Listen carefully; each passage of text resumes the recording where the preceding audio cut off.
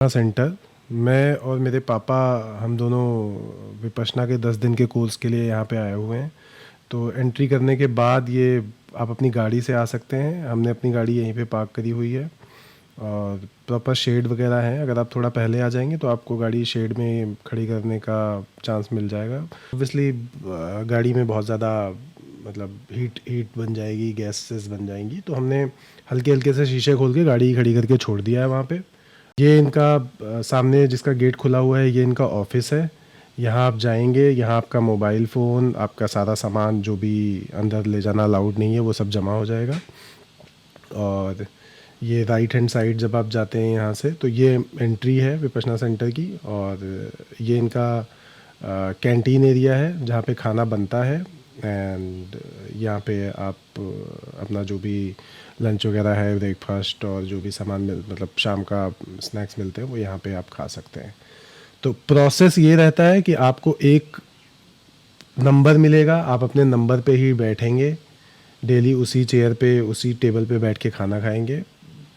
Food quality is very good, बहुत अच्छा खाना होता है। आपको कभी ऐसा नहीं लगेगा कि मैं खाने से बोर हो गया हूँ। आपको फ्रूट्स मिलते हैं, आपको चाय कॉफ़ी मिलती है, दूध मिलता है, कॉफ़ी तो नहीं मिलती है, नींबू पानी मिलता है।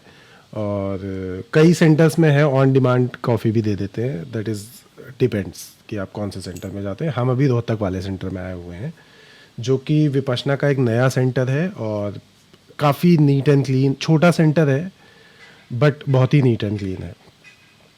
तो आपको किसी भी तरीके की यहाँ पे प्रॉब्लम नहीं होने वाली है।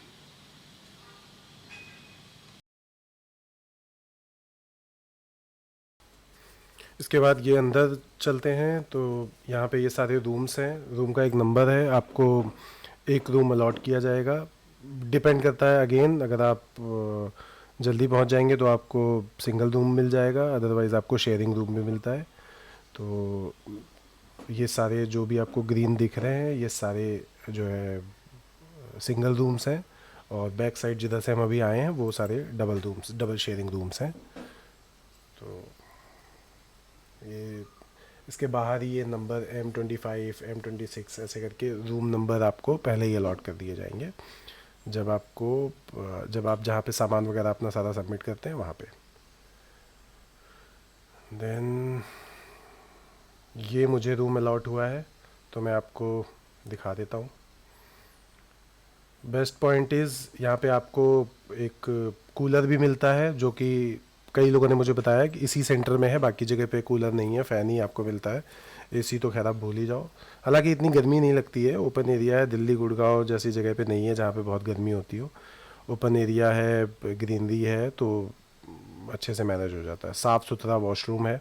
आपको खुद इन 10 दिनों के लिए खुद ही साफ़ सफाई रखनी होती है। आपके पास कोई ऐसा नहीं है कि आपका रूम साफ़ करने के लिए कोई आएगा। ये वॉकिंग एरिया है पूरा। आप शाम को या मॉर्निंग में या किसी भी टाइम आप इस पूरे कॉरिडोर वाले एरिया पे टहल सकते हैं। जगह जगह वॉशरूम बने हुए हैं। ये जहाँ पे हमें एक्सेस है ये पूरा मेंस सेक्शन है। सेम वे वुमेंस का अलग होता है, वो उसके एंट्री अलग है, सब कुछ अलग है।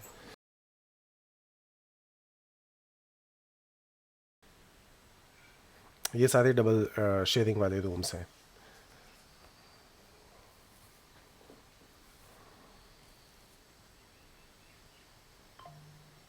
डबल शेयरिंग रूम्स जो होते हैं वो मोस्टली उन्हीं लोगों को दिए जाते हैं जो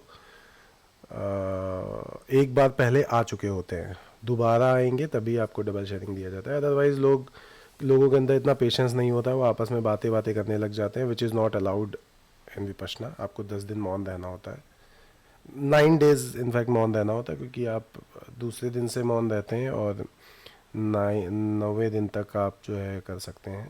ये मेरे पिताजी यहाँ गप्पे मारने में लगे हुए हैं।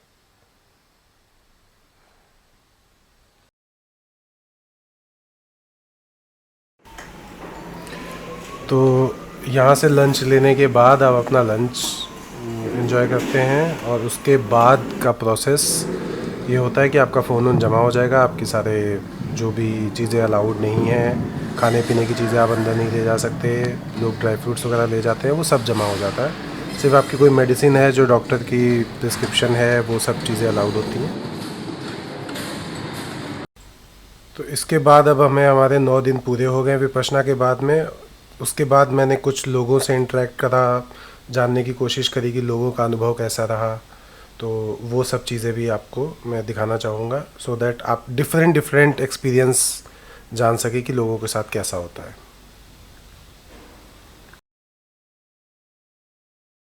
हाँ जी सर, तो बताइए आपका नाम क्या है, आप कहाँ से हैं और आपका एक्सपीरियंस कैसा रहा?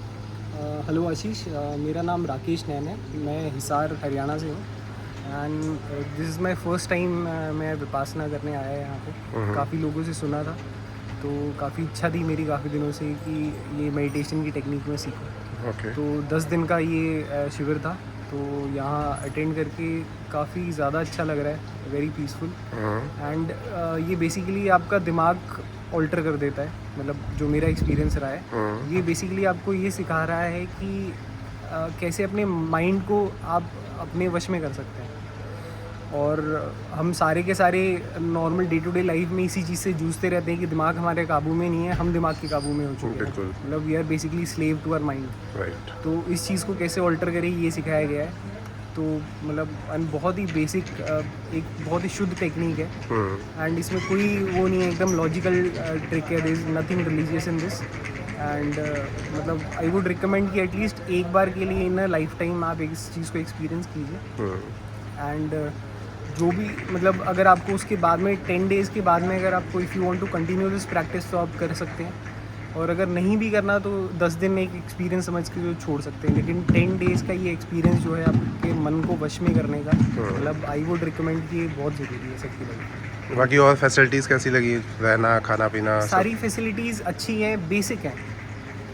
सेटिस्फाइड मतलब हो? यही है बेसिकली। आप यहाँ पे जो इनकी कंसेप्ट है वो ये है कि आप यहाँ पे एक भिक्षुक की तरह आते हैं। यहाँ से आपसे कोई चार्ज नहीं लिया जाता, आप एक भिक्षुक की तरह आएंगे। तो भिक्षुक की तरह ये नहीं है कि एकदम आपको ज़मीन पे लिटा के सुला रहे। बेसिक फैसिलिटीज़ है, उसमें आप ज़्यादा डिमांड नहीं कर सकते बिकॉज आपने कुछ पे नहीं किया है। ये इसी कंसेप्ट पे चलता है। ऑल सारी फैसिलिटी फ्री ऑफ कॉस्ट है एंड जब कोर्स एंड हो जाता है उसके बाद में they don't even ask for donations. अगर आपकी इच्छा है कि आप चाहते हैं कि जैसे आपने सीखा, किसी ने आपकी ये विपासना कोर्स के लिए किसी और ने अपना दान दिया था, अगर आप चाहते हैं कि 10 लोग और सीखे तो आप अपना दान दे सकते हैं, लेकिन they don't ask for any money. This is all free of cost. Okay, thank you Rakesh ji. Thank you. Thank you. सभी को नमस्कार, मेरा नाम अजय खोखर, दिल्ली से आया हूँ मैं।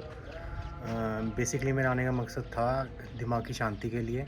मैं एक्चुअली सिविल सर्विस की तैयारी कर रहा हूँ, तो उसके लिए सुबह से लेकर शाम तक बैठे बैठे पढ़ाई में सैचुरेशन पॉइंट आ जाता है। तो मेरा तीसरा अटेम्प्ट था ये।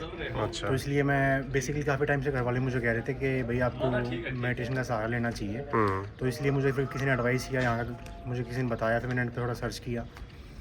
तो उसके बाद में मैं काफ़ी विचार करके यहाँ पे आया, पर आगे मुझे अपने अंदर चेंजेस जो मैं एक्सपेक्ट कर रहा था उससे मुझे ज़्यादा चेंजेस यहाँ पे मिले। तो मैं सबको रिकमेंड करूँगा कि यहाँ पे सब लोग आएँ और एक बार एटलीस्ट एक्सपीरियंस करें। Thank you. Thank you so much and best of luck. जी, मेरा नाम भवेश सारस्वत है, मैं गुड़गांव से आया हूँ और मैं एक सॉफ्टवेयर इंजीनियर हूँ। अनुभव की अगर बात करें तो पहले मैं आया था कि यहाँ पे देखने के लिए यहाँ पे क्या होता है, किस प्रकार की विद्या सिखाई जाती है। तो यहाँ के पता चला कि बहुत अनमोल विद्या है, उसको सीखकर सबको कल्याण होता है, सबके चित्त की शुद्धि होती है। तो बस वही सीख के यहाँ से जा रहे हैं। तो आप अच्छा महसूस हो रहा है आपको? जी बिल्कुल। पॉजिटिव है। और क्या पर्पस था आपका आने का? मन की शांति और प्राइवेट जॉब है तो हाँ, थोड़ी टेंशन रहती है तो उसको अच्छे से हम हैंडल कर पाएँ। ठीक है sir, thank you so much. जी, मेरा नाम दिलशान है, मैं अलवर राजस्थान से हूँ। ओके। ये मेरा विपासना का तीसरा कैंप था। मैं इससे पहले 2 कैंप कर चुका हूँ। ओके। और एक्सपीरियंस मतलब मैंने देखा डिसिप्लिन के स्तर पे मैं और ज़्यादा बेहतर ही हुआ हूँ। और क्योंकि इसमें है कि आप संवेदना को देखिए और समता भाव रखिए। समता भाव मैंने देखा कि पुष्टि हुआ है। और यहाँ से मैंने एक चीज़ सीखी है कि आप किसी भी परिवेश से आ रहे हो, किसी भी मनोस्थिति से आ रहे हो, यहाँ पे आके अगर आप इसको कंटिन्यू करते हैं तो आप अपने जीवन में सकारात्मक परिवर्तन ही देखेंगे।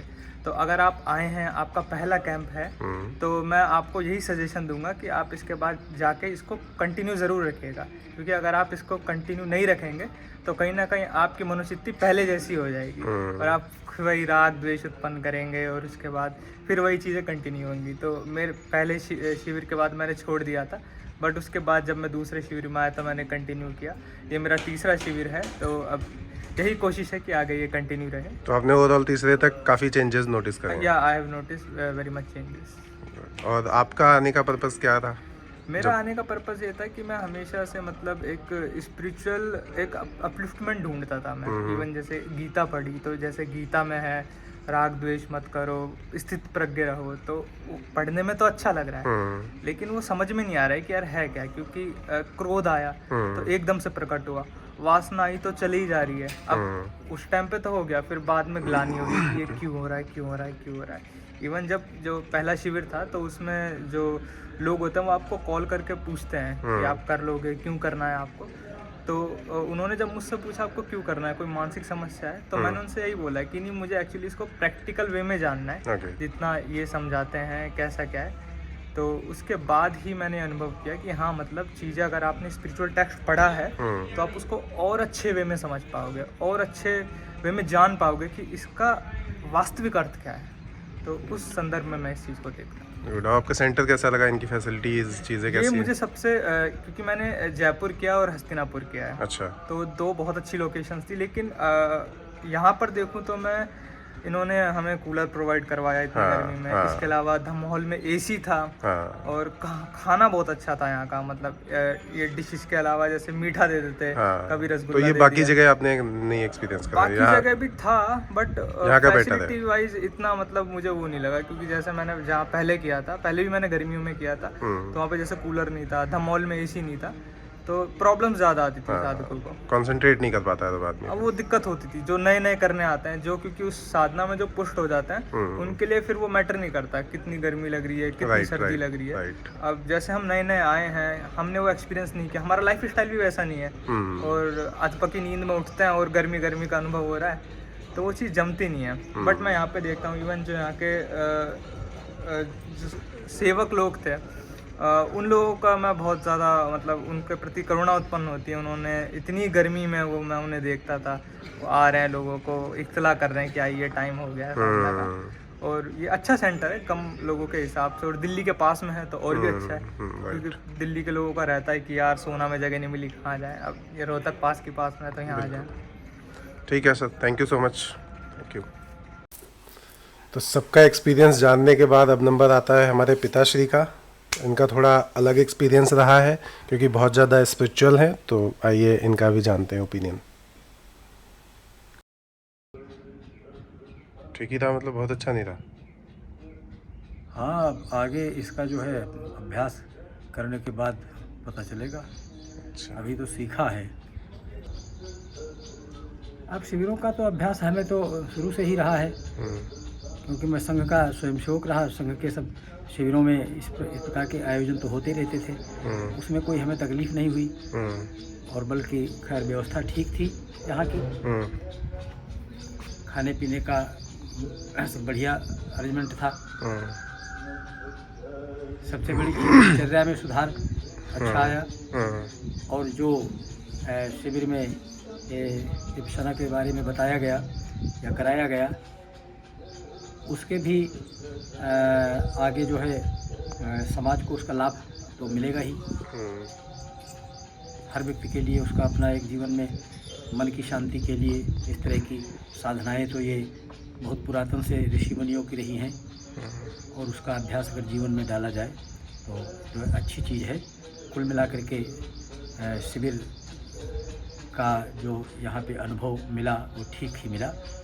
अच्छे लोग थे, सबसे परिचय हुआ, सबसे मुलाकात हुई, बड़ा अच्छा लगा। किसी को आना चाहिए, करना चाहिए? हाँ, नहीं, करना चाहिए। इन चीज़ों में तो लोगों को सहभागिता तो करनी ही चाहिए, क्योंकि आवश्यकताएं तो हैं ही हैं। अब थोड़ा ये है कि इसमें अपनी अपनी विधाएं, परंपराएं थोड़ी अलग अलग हैं। कोई किसी तरह से करता है, कोई किसी तरह से करता है। मन को तो एकाग्र करना ही पड़ेगा। मन को एकाग्र करने की आवश्यकता तो हर व्यक्ति को है। आजकल के झंझावातों में नई पीढ़ी तो उसमें बहुत उलझी हुई है, जिसके ऊपर मानसिक दबाव अत्यधिक है।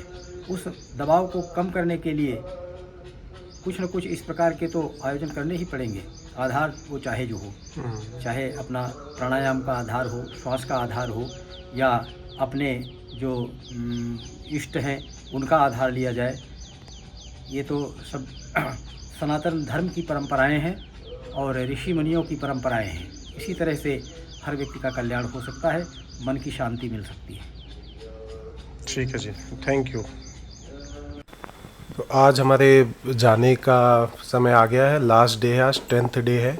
एक बार मैं आपको फिर से वॉक अराउंड देता हूँ। बहुत मेहनत करते हैं यहाँ के लोग। जब हम आए थे तो यहाँ घास के मैदान में कहीं कहीं पे छोटी मोटी घास थी। भैया ने पूरा, माली भैया ने पानी वानी दे के एकदम उसको हरा भरा कर दिया। बहुत मेहनती भैया हैं यहाँ पे जो माली हैं। और बस ये फाइनल रूम चेकआउट हो रहा है विपश्यना सेंटर से। तो एक बार सारा रूम धो धा के साफ़ करके और फिर बाहर निकलता हूँ।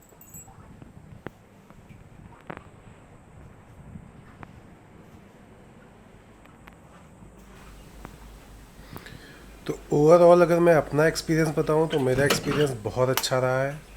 मतलब मैं दोबारा फिर से आना चाहूँगा। और फैसिलिटी वाइज सब चीज़ें बहुत अच्छी हैं। पर्टिकुलर इस सेंटर की अगर बात करूँ तो भी बहुत अच्छा एक्सपीरियंस रहा मेरा, साफ़ सफाई के मामले में, फूड के मामले में, और हर चीज़ में अच्छा ही रहा है। तो आई वुड रिकमेंड कि हर आदमी को एक बार तो लाइफ में आना चाहिए। एक बार आने के बाद आपका जो भी एक्सपीरियंस रहता है। हाथ जोड़ के अंडे मांगे करके अर्ज टीरी ने, माँ की ममता समझी को ने उस सागर अक्सीरी ने, इस दुखिया के अंडे दे दे कह दिया अगस्त गंभीरी ने, दूनी जाल मार के गर्जे समझानी फकीरी ने, फिर ढाई आचमन होए ऋषि के ओकर सागर को पान गए, करी कराई खोगे सारी तक नहीं निशान गए। मैं फंस के उस रावण ने लंकपुरी का नाश किया, ऋषियों पर कर लेन लाग गया, मौत का डंग तलाश किया। काल रूप बन रामचंद्र ने पंचवटी पर वास किया, आप मरया और कोटम खपाया, सबका पर्दा फास किया। विनाश काले विपरीत बुद्धि वह देवता बन शैतान गए। बतेरा ज्ञान था, विद्वान था, लेकिन शैतान बन गया। करी कराई खो गया सारी तक नहीं निशान गई। फिर तीन गए हाथ जोड़ के अंडे मांगे करके अर्ज टीरी ने, माँ की ममता समझी को ने उस सागर अक्सीरी ने, इस दुखिया के अंडे दे दे कह दिया अगस्त गंभीरी ने, दूनी जाल मार के गर्जे समझानी फकीरी ने, फिर ढाई आचमन होए ऋषि के ओकर सागर को पान गए, करी कराई खोगे सारी तक नहीं निशान गए। मैं फंस के उस रावण ने लंकपुरी का नाश किया, ऋषियों पर कर लेन लाग गया, मौत का डंग तलाश किया। काल रूप बन रामचंद्र ने पंचवटी पर वास किया, आप मरया और कोटम खपाया, सबका पर्दा फास किया। विनाश काले विपरीत बुद्धि वह देवता बन शैतान गए। बतेरा ज्ञान था, विद्वान था, लेकिन शैतान बन गया। करी कराई खो गया सारी तक नहीं निशान गई। फिर तीन स्वर्ग से गिर गया, करणी में भंग पड़ गया था, इंद्राणी तो मिलना चाहा जब तक खेल बिगड़ गया था।